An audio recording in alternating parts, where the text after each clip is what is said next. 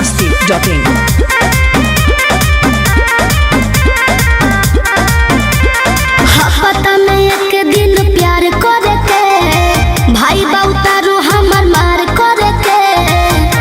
ए जानू सुना ना अचानक ओकरा का हो गइल? अरे पता नहीं एक दिन प्यार करे के भाई बाउतारू हमर मार करे के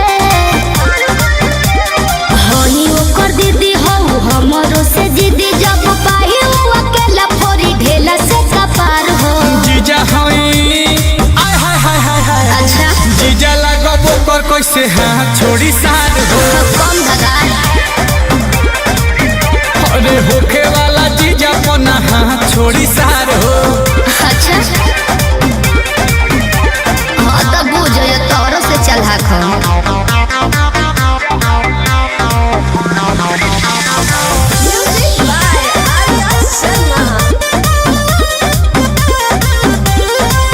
सहकवला में का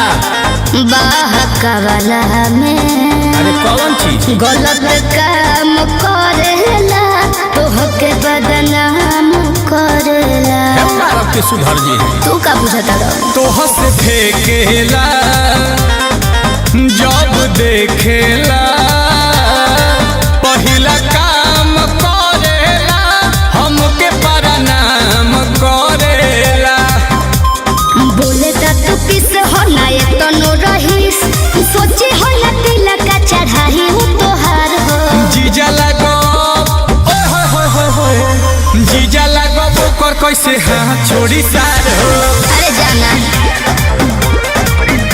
अरे होखे वाला जीजा पना हाथ छोड़ी सार हो हाँ, बिल्कुल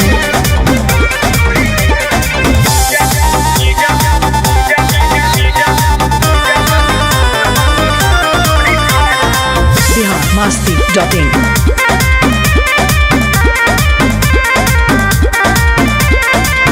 कही घरे हो ना ना एकर डरे हो बे कम खात बनी हम दो बरात बनी हो हटाओ उधर ही पर ध्यान दो समस्या ओ साला से का सुरता वाला से मिल जात बानी हम देखो तो यावा कात बानी हम आसुनी लो कमल जान मानो हमर कहल ठेके हो ना डर में बलेले हथियार हो जीजा होई आय हाय हाय हाय हाय